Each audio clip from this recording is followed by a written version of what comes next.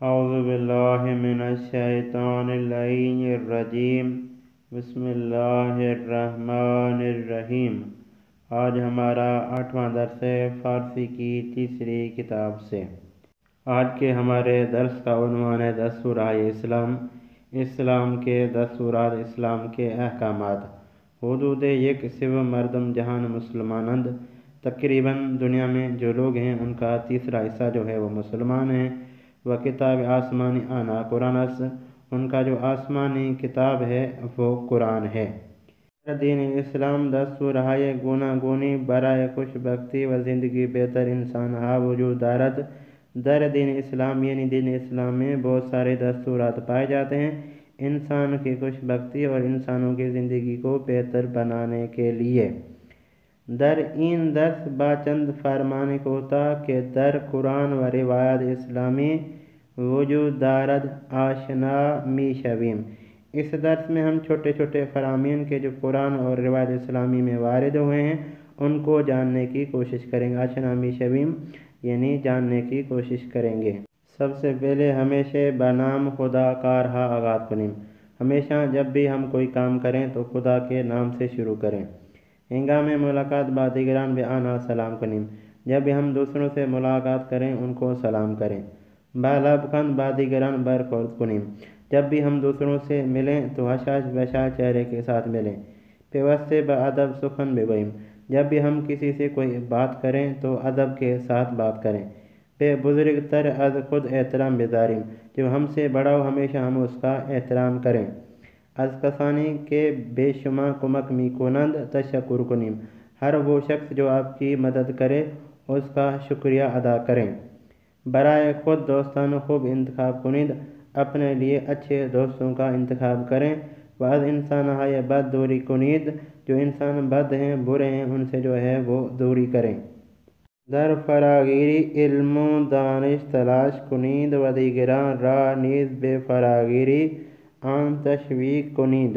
علم اور دانش خود بھی سیکھیں اور دوسروں کو بھی اس کے سیکھنے کی تشویق کریں۔ زندگی خود را بے سے قسمت عبادت کار و تفریح تقسیم کنید۔ اپنی زندگی کو 3 حصوں میں تقسیم کریں۔ سب سے پہلا حصہ جو ہے وہ عبادت، دوسرا جو ہے وہ کام، تیسرا جو ہے وہ تفریح۔ آنچے را برائے خود می پسندید برائے دیگران نیز بے پسندید۔ ہر وہ چیز جو خود کے لیے پسند کرتے ہو دوسروں کے لیے بھی وہی چیز پسند کرو۔ پیش از غذا خوردن دستہایتان را بشویید و پس از آن مسواک بزنید۔ پیش از غذا خوردن دستہایتان را بشویید، جب بھی آپ کھانا کھائیں اس سے پہلے اپنے ہاتھوں کو دھو لیں۔ جب آپ کھانا کھا لیں پس از آن کھانا کھانے کے بعد مسواک بزنید جو ہے وہ برش کر لیں، مسواک کر لیں۔ در نظافت خود و محل زندگی تان کوشش کنید۔ اپنی اور اپنے محلے کی صفائی ستھرائی کا خیال کریں، کوشش کریں۔ لباس تمیز بے پوشید، پاک صاف لباس پہنیں و موی سرتان را شانے کنید۔ اپنے سر کے بالوں کو جو ہے وہ کنگھا کریں۔ ہمیشہ منظم باشید، ہمیشہ جو ہے وہ منظم رہیں۔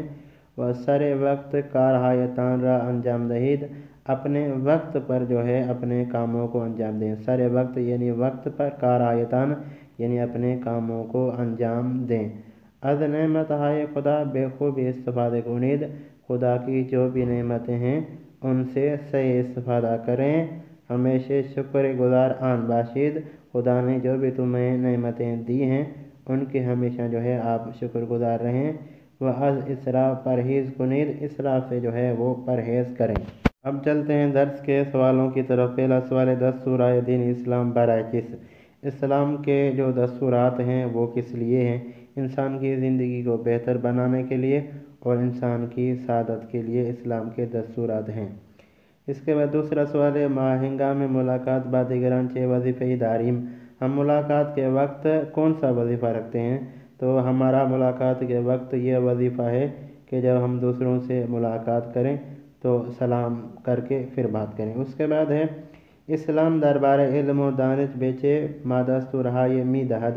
اسلام جو ہے وہ علم اور دانش کے بارے میں ہمیں کون سا حکم دیتا ہے؟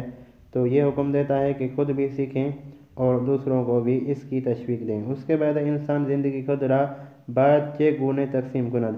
انسان اپنی زندگی کو باید یعنی چاہیے کہ کس طریقے سے تقسیم کرے؟ تو اس کا جواب یہ ہے کہ انسان اپنی زندگی کو 3 حصوں میں تقسیم کرے۔ پہلا عبادت ہے، دوسرا کام ہے، تیسرا جو ہے وہ تفریح ہے۔ اس کے بعد 5واں سوال ہے، در مقابل نعمت ہائے خداوند چے کارہائے باید انجام دہیم۔ در مقابل نعمت ہائے خداوند، انسان کو جو خدا نے نعمتیں دی ہیں، ٹھیک ہے، ان کے مقابلے میں ہمیں کیا کرنا چاہیے؟ تو اس کا جواب یہ ہے کہ سب سے پہلے خدا کی جو بھی نعمتیں ہیں ان سے ٹھیک استفادہ کرنا چاہیے۔ اس کے بعد خدا کا جو ہے وہ شکر انجام دینا چاہیے، اور اس کے بعد خدا کا یہ حکم ہے کہ ہمیں اسراف نہیں کرنا چاہیے کسی بھی چیز کا۔ اب چلتے ہیں مخالف کلمات کی طرف۔ سب سے پہلا مخالف کلمہ ہے خوش بخت یا خوش بختی، یہ اردو اور فارسی میں ایک ہے۔ اس کے بعد مخالف اس کا کلمہ ہے بدبخت یا بدبختی، یہ بھی بالکل اسی طریقے سے اردو فارسی ایک ہے۔ اس کے بعد ہے نظافت، نظافت یعنی پاکائی، نظافت یعنی پاکائی جس کا مخالف ہے کثیفی یا آلودگی، جس کا مخالف ہے گندگی یا آلودگی۔ اس کے بعد ہے ہمیشہ، ہمیشہ یا پیوستے، اس کا معنی ایک ہی ہے، ہمیشہ یا پیوستے معنی ایک ہی ہے۔ جس کا مخالف کلمہ ہیچ وقت یعنی کوئی بھی وقت نہیں، یا ہرگز یا ہرگز، یہ اس کا معنی بھی ایک ہے۔ ہیچ وقت یعنی کوئی بھی وقت، یا ہرگز آپ کہہ سکتے ہیں ہرگز، یہ جو ہے وہ اردو میں استعمال ہوتا ہے۔